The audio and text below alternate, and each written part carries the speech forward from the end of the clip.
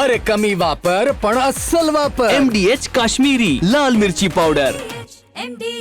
निवडणुकीच्या संदर्भामध्ये सर्वोच्च न्यायालयाने मागेच सांगितलं होतं की 4 महिन्याच्या आत स्थानिक स्वराज्य संस्थेच्या निवडणुका घ्या, कारण अनेक दिवसांपासून त्या खोळंबल्यात. काय ठिकाणी 3-3 वर्ष प्रशासक आहेत, जनतेची कामं होत नाहीत. मग जिल्हा परिषदा असतील, पंचायत समित्या असतील, महानगरपालिका, नगरपरिषदा आणि सर्व पक्ष आपापल्या पद्धतीने तयारी पण करत आहेत. त्यामुळे आज अधिसूचना जारी करण्यासंदर्भात जो सर्वोच्च न्यायालयाने आदेश दिले, नक्कीच त्यावर अंमलबजावणी झाली पाहिजे. आणि एका महिन्यात जर तो कार्यक्रम तयार केला तर पुढच्या 3 महिन्यामध्ये ह्या निवडणुका होतील. आणि आमचा असा अंदाज आहे की डिसेंबरपर्यंत महानगरपालिका, जिल्हा परिषदा ह्या सर्व निवडणुका स्थानिक स्वराज्य संस्थेच्या पार पडतील.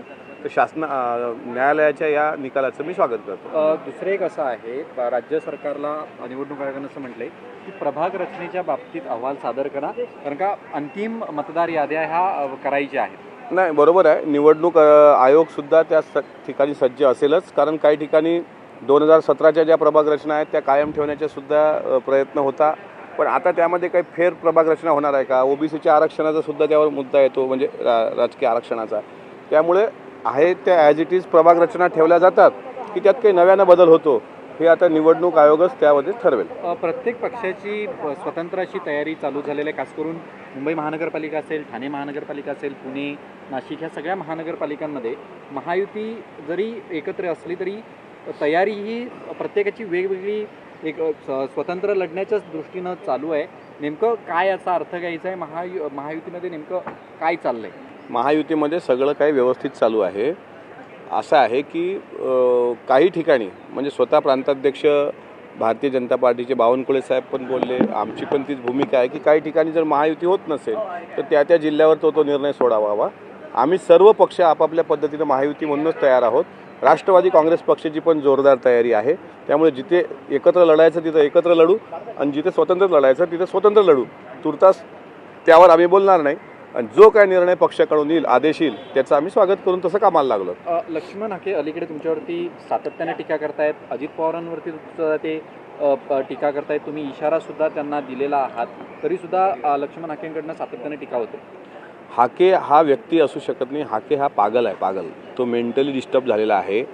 त्याला तो माझ्यावर बोलला तर मला काय फरक पडत नाही, तर त्याच्यासारखे रोज हजारो कुत्रे माझ्यावर भुकत असतात. त्याच्यामुळं तो उपमुख्यमंत्री अजितदादा यांच्यावर बोलत असताना, अरे नालायका, अगोदर माहिती तर घे ना. VJNT करता काय? पहिलं म्हणतोय की मागासवर्गीयांचा निधी वळवला लाडकी बहीण योजनेकडे.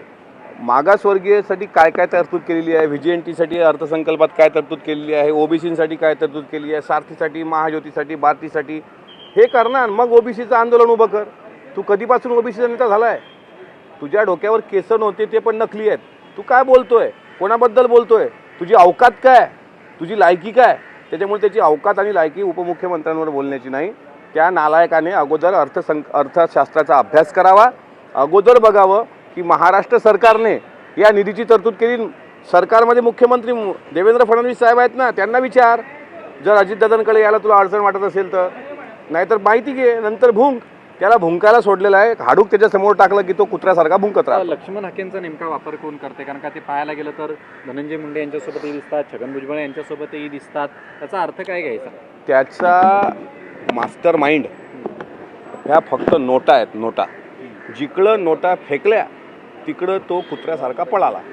भोकर विधानसभा मतदारसंघापासून चालू झालेली सर्कस ही पूर्ण मराठवाड्यात आहे. त्याच्यामुळे तो आर्थिक लोभी आहे. जिकडं खोबरं तिकडं चांग भलं.